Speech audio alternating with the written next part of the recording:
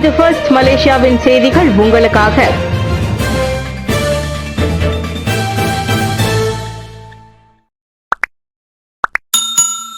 கல்விக் கழகங்களில் ஏற்படும் பாலியல் குற்றங்கள் சமரசம் செய்யப்படாது. கல்விக் கழகங்களில் ஏற்படும் எந்தவொரு பாலியல் வன்கொடுமை செயலுக்கும் கல்வி அமைச்சு சமரசம் காணாது. அத்தகைய செயலில் ஈடுபடுபவர்கள் மீது கடுமையான நடவடிக்கை எடுக்கப்படுவதோடு யாருக்கும் பாதுகாப்பு எடுக்கப்படுவதோடு அளிக்கப்படாது என்று கல்வி அமைச்சர் ஃபட்லினா சிட்டிக் உறுதியாக கூறியுள்ளார்.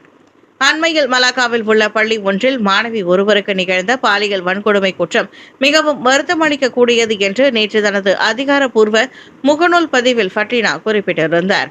மேலும் பள்ளி, மாவட்ட கல்வி அலுவலகம் மற்றும் மாநில கல்வித்துறை ஆகியோர் விசாரணை செயல்முறைக்கு முழு ஒத்துழைப்பை வழங்குமாறும் அவர் உத்தரவிட்டார்.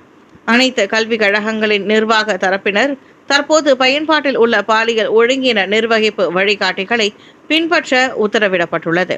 அதோடு மாணவர்கள், ஆசிரியர்கள் மற்றும் கல்விக் கழகத்தை சேர்ந்த அனைவரின் பாதுகாப்பை உறுதி செய்யும்படியும் ஃபட்லினா வலியுறுத்தினார்.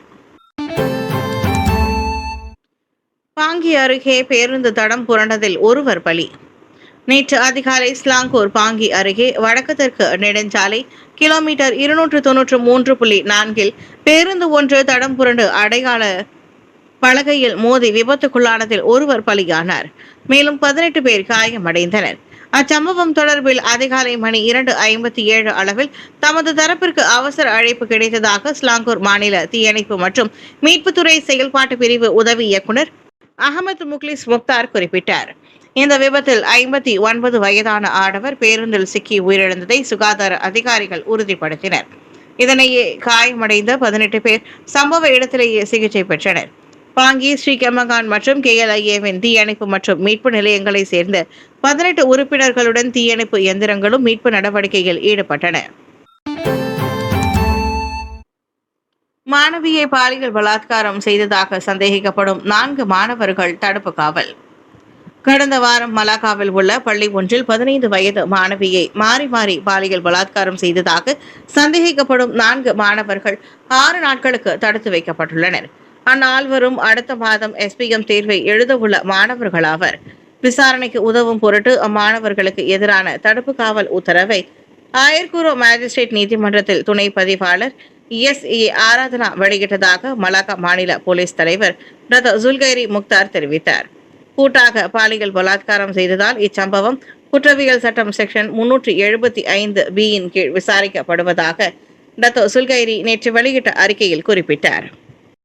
கடந்த அக்டோபர் 2ஆம் தேதி பிற்பகல் மணி 2:50 அளவில் அலோர்காஜாவில் உள்ள பள்ளி ஒன்றின் வகுப்பறையில் அம்மாணவியை தொடர் பாலியல் வன்கொடுமைக்கு ஆளாக்கிய சம்பவம் தொடர்பில் முன்னதாக ஊடகங்கள் செய்தி வெளியிட்டிருந்தன.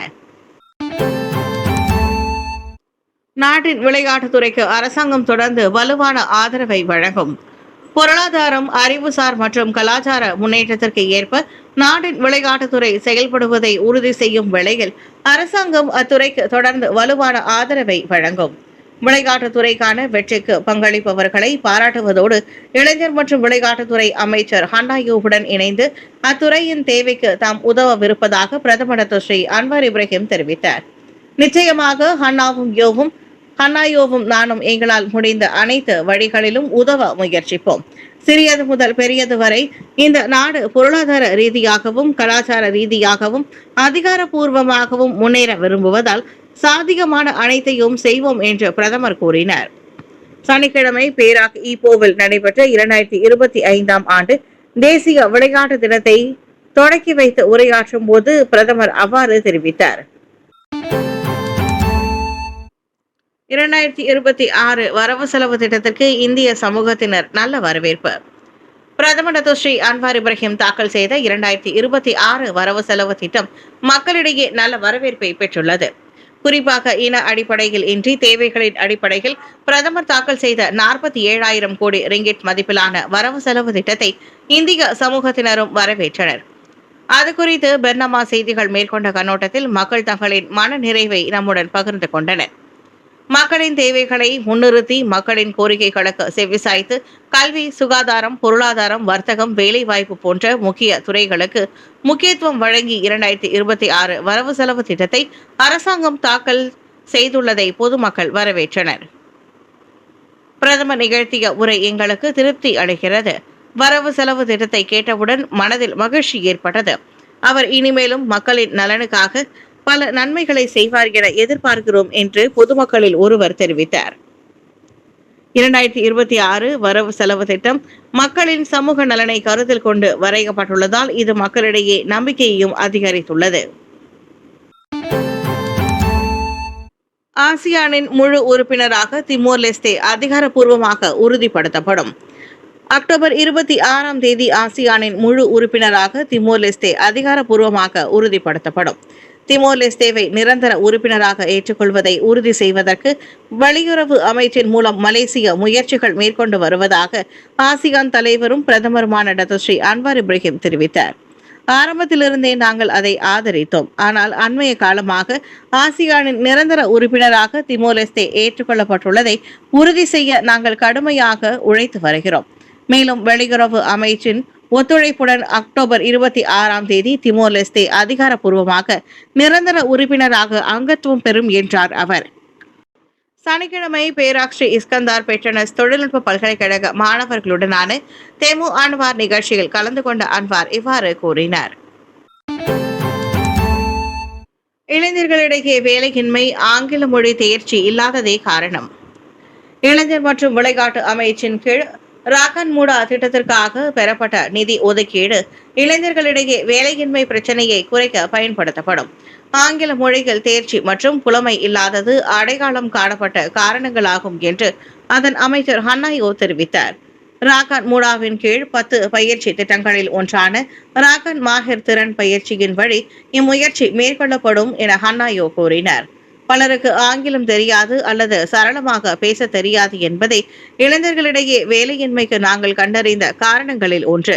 எனவே எங்கள் ராகான் மஹேர் பயிற்சி வழி எங்களிடம் உள்ள கூடுதல் ஒதுக்கீட்டை பயன்படுத்தி இளைஞர்களை மேம்படுத்தி வேலையின்மையை குறைக்க முடியும் என்று அவர் கூறினார்.